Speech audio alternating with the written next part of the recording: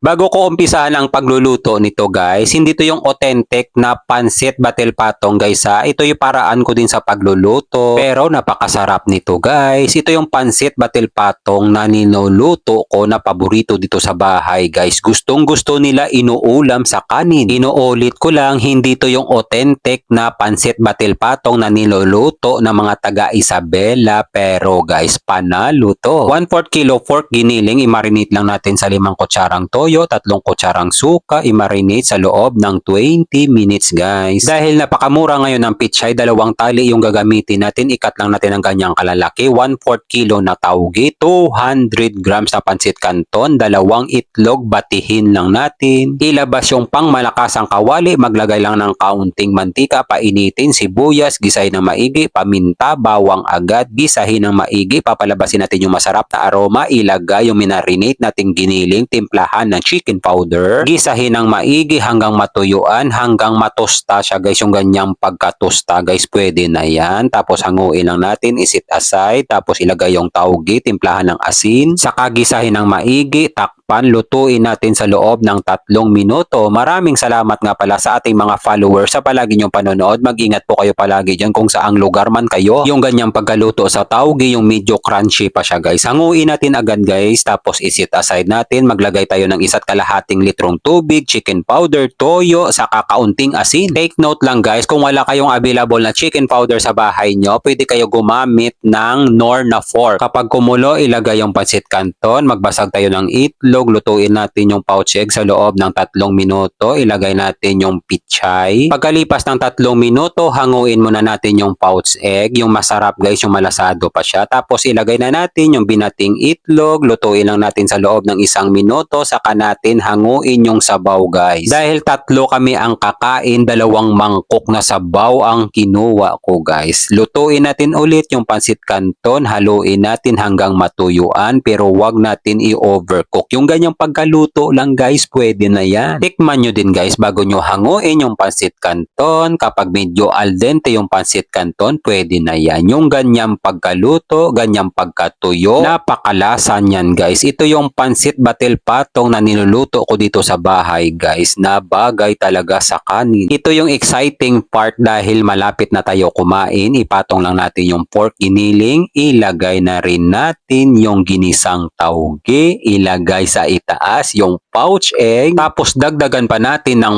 pork giniling sa itaas para masarap na masarap talaga. Ayan na yung pinakamasarap na pansit batil patong na lulutuin mo. Huwag kalimutan yung sausawan, sibuyas, suka, saka toyo, ilagay yung sabaw. Magsaing ng madami bago nyo lutuin to dahil masarap iulam sa kanin to. Maraming salamat nga pala sa ating mga kababayang OFW sa palagi nyong panonood. Mag-ingat po kayo palagi dyan kung saang bansa man kayo. At huwag kalimutan ipasalamat sa itaas yung biyaya na natatanggap natin sa araw-araw. Thank you po Lord sa pagkaing nakahain ngayong araw.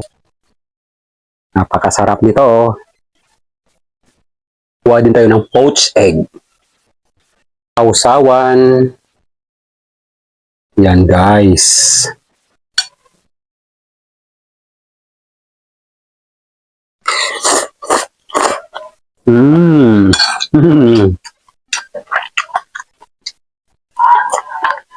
Wow, sarap.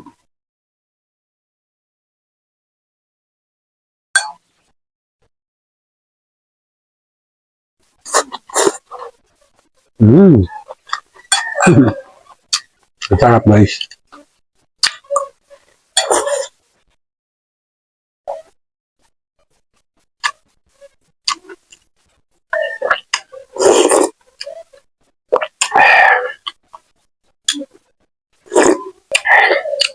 Lapit ko na.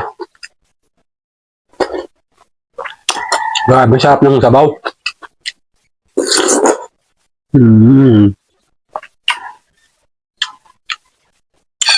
Lalo siyang sumasarap guys kapag may sausawan talaga. Kaya kapag kayo na magluto nito, huwag nyo kalimutan yung sausawan ha. Tuyo, suka, saka sibuyas lang guys. Nagbabalance yung lasa niyang maalat-alat, maasim-asim.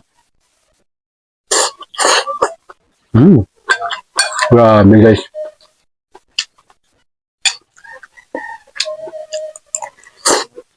Wow.